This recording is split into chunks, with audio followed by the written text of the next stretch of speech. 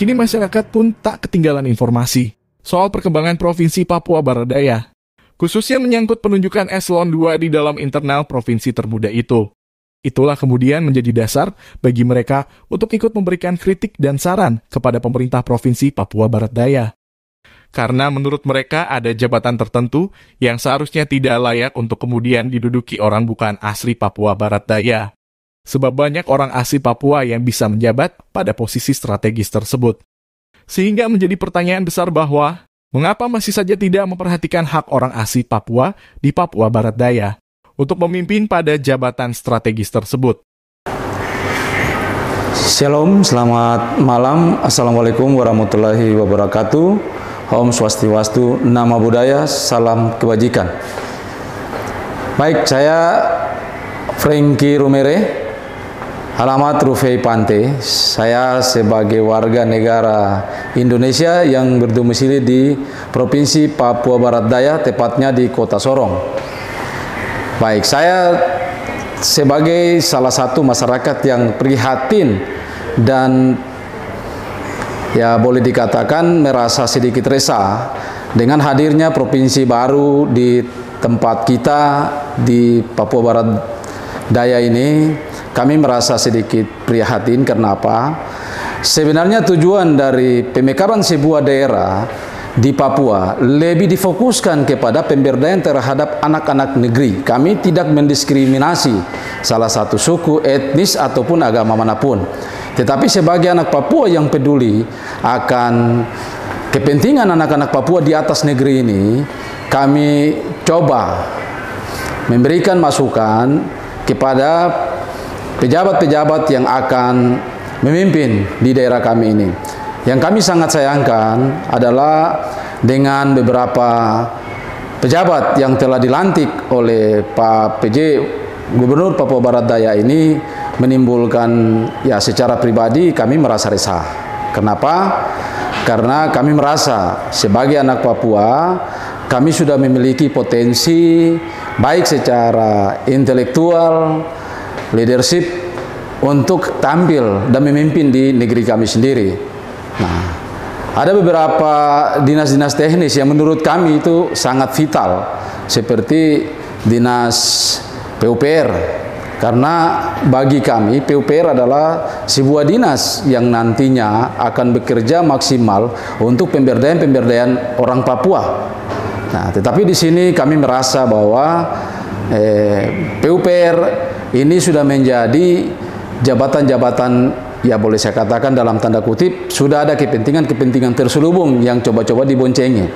Nah, kalau memang misalnya pemerintah pusat dalam hal ini memberikan kewenangan kepada daerah, khususnya daerah otonomi baru Papua Barat Daya, kami berpikir bahwa sekian banyak, sudah banyak anak-anak Papua, baik dari wilayah timur, barat, utara, yang sampai saat ini menurut kami sudah pantas dan layak memenuhi jabatan-jabatan tersebut. Tahu kenapa wilayah-wilayah yang di luar dari wilayah Papua Barat Daya toh harus mengambil bagian? Kalau seandainya itu jabatan untuk anak-anak di wilayah Papua Barat Daya, ya bagaimana caranya Pak Gubernur, Pak PJ Gubernur Papua Barat Daya memanfaatkan potensi-potensi yang ada di wilayah Papua Barat Daya? Boleh saya katakan jujur saja bahwa keberhasilan dari anak-anak Papua Barat Daya memimpin di wilayah Papua Barat Daya sendiri seperti yang ada di Papua, mereka telah menunjukkan bagaimana prestasi dan dedikasi mereka dalam melaksanakan tugas, dan itu boleh dikatakan berhasil. Ya, salah satu contoh kasus yang sampai hari ini boleh kita katakan, ya saya sebagai warga Sorong Raya, khususnya Papua Barat Daya, saya mengacungkan jempol kepada Bupati Asmat. Itu adalah salah satu tokoh anak Papua Barat Daya yang memimpin di daerah luar Papua Barat Daya, tapi boleh dikatakan sangat-sangat berhasil. Orang di wilayah Papua Barat Daya itu mengakui kepemimpinan beliau. Nah, kenapa potensi-potensi anak-anak Papua Barat Daya yang saat ini ada di wilayah Papua Barat Daya tidak dimanfaatkan, dimaksimalkan? Karena kalau kita bicara jujur-jujur, bicara berkaitan dengan kepangkatan, eselon, leadershipnya, saya pikir banyak, bahkan kelebihan yang kalau kita betul-betul mau ambil dari wilayah Papua Barat Daya. Nah, yang kedua, saya mau sampaikan kepada kita semua bahwa kita harus saling menghargai satu sama lain. Ya, saya sebagai masyarakat, saya mengucap terima kasih kepada para tokoh-tokoh, para pejuang, pendiri lahirnya Papua Barat Daya ini. Nah, mari kita memberikan penghargaan dan apresiasi kepada mereka, seperti ya salah satu Bapak Yosafat Kambu, Ibu Ratu, Mary, Isir. Mereka ini kan telah memberikan waktu, meluangkan waktu, tenaga, pikiran, bahkan finansial pun mereka pasti korbankan. Nah, hari ini dengan lahirnya Papua Barat Daya, mari memberikan kesempatan kepada mereka untuk ikut mengambil bagian, memberikan masukan-masukan saran kepada pemerintah agar semua para tokoh, para elit yang hari ini ada di wilayah Papua Barat merasa memiliki, dan semua merasa Papua Barat Daya ini lahir untuk kita, yang kemudian akan melahirkan tokoh-tokoh muda di wilayah Papua Barat Daya. Nama saya Octavianus Nah.